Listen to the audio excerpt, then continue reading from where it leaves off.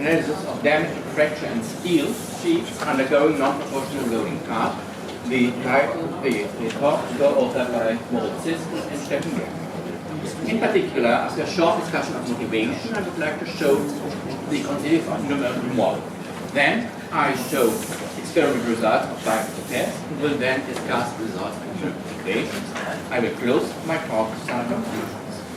It is well known that damage mechanisms depend on the stress state. For example, for high stress facilities, we have formation and growth of voids. For nearly zero stress facilities, we have formation of microshipwrecks. And for moderate stress facilities, we have combination of these both basic mechanisms. In addition, it had been observed in many experiments for metals that for high negative stress facilities, we do not have damage in these sheets. So, these different stress-dependent damage mechanisms have to be taken into account in a realistic damage model. Using uniaxial tests, we only cover a small range of stress facilities. For tensile tests with smooth spacement, we only have this point. For tensile tests with notched spacement, depending on the notch radius, we have this range of stress facilities. For spacement with these geometries, we have here, during loading in this direction, shear mechanisms, and so we only have these 2 points of stress facilities.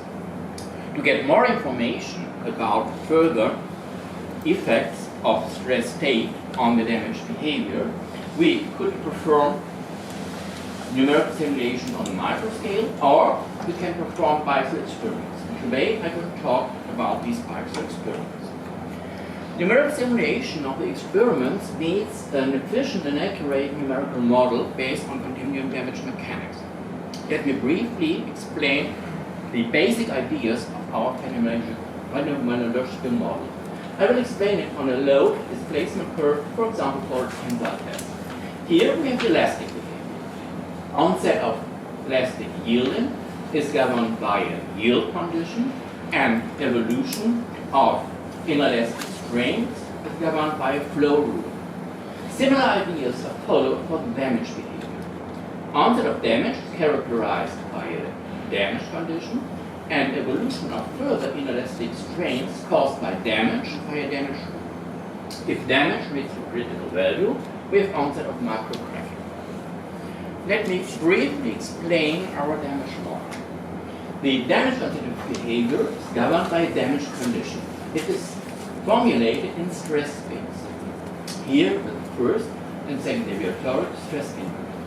Sigma is an equivalent stress measure, mu, equivalent damage strain. The parameters alpha and beta are stress state-dependent parameters.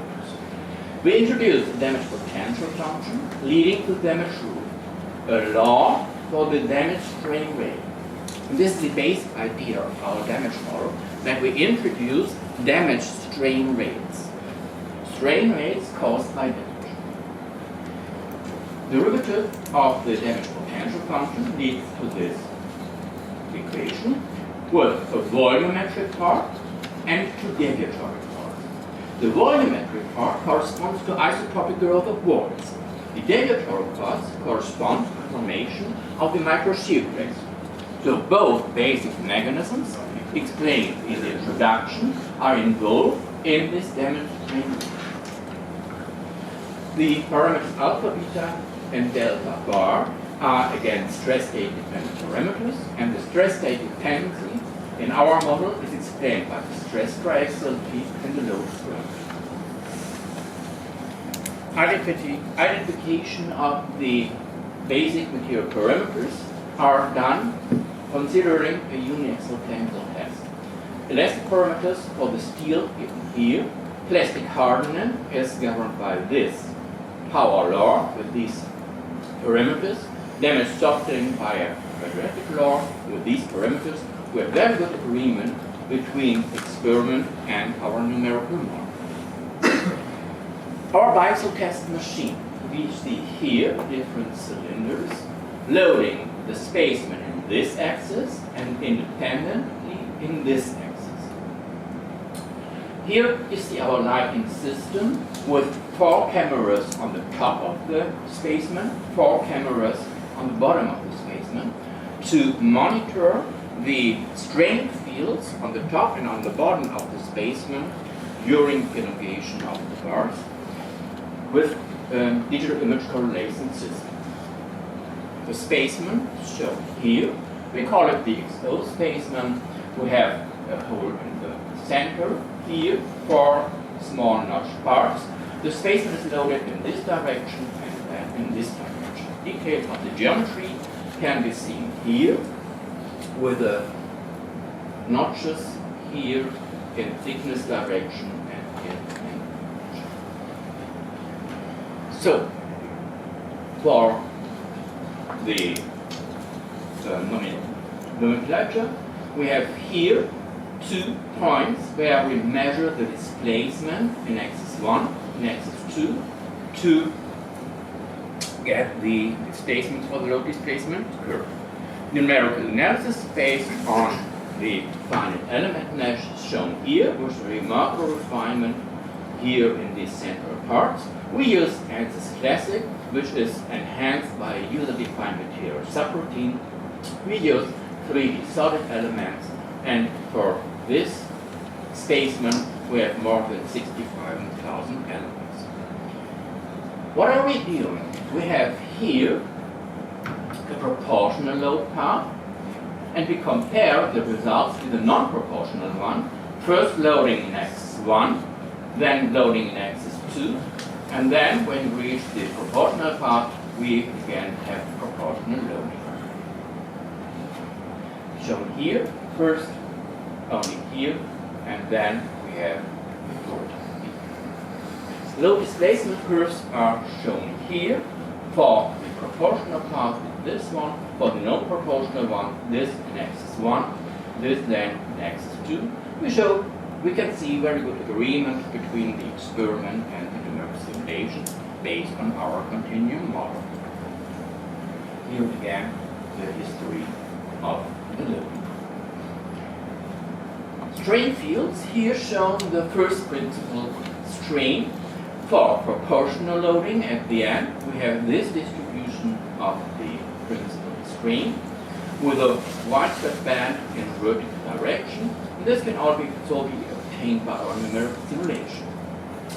For the non-proportional path at this point, we have this behavior with a slightly diagonal band from top left to bottom right, also obtained by the numerical simulations. And then with further loading and stop here at the end, shortly before fracture occurs, we have different behavior. We have now diagonal band from top right to bottom left, the same with the numerical simulation. So the strain fields are different for a proportional or a non-proportional path. Here we can see the stress triaxialities.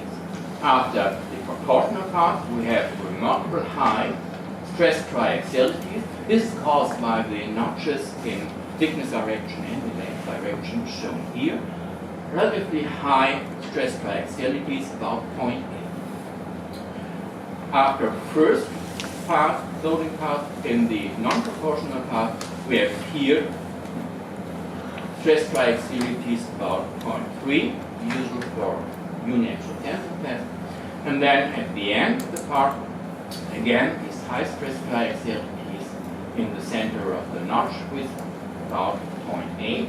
No remarkable difference between proportional and non-proportional path at the end of the loading state. Here you can see the fracture modes.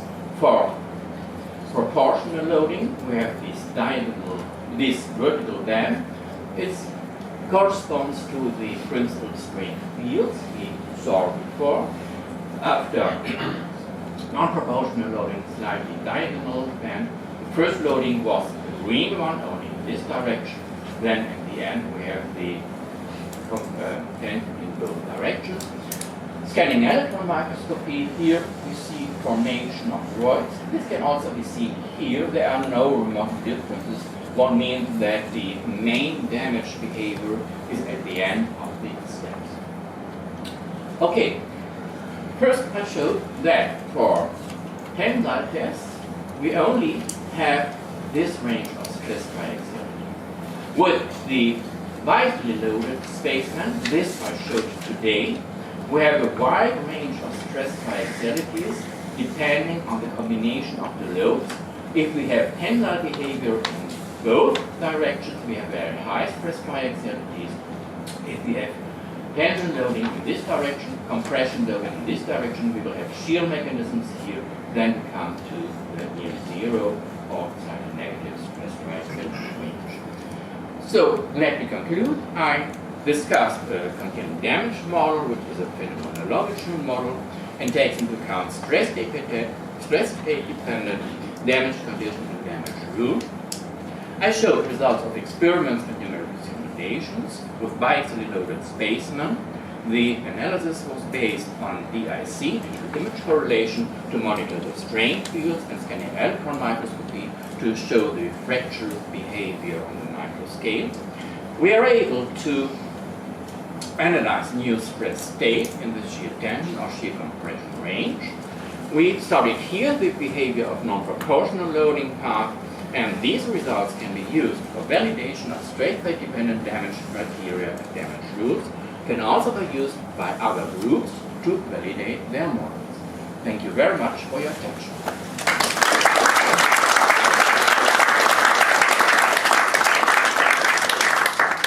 And thank you very much for your presentation. Any question in the audience?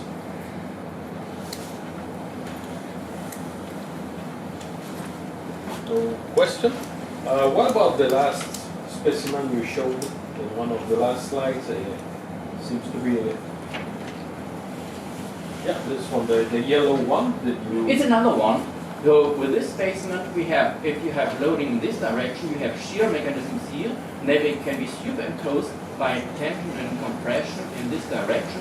So there we have combination of shear and tension and shear and compression to cover other stress states in the direction. It seems to be larger, the range of... Yes, because we can here have, because we have tensile behavior here, and then we can have large compression in this range. This is not possible with this specimen because then it's buckling starts during the experiments. Okay, thank you. No other question, so let's thank our speaker again.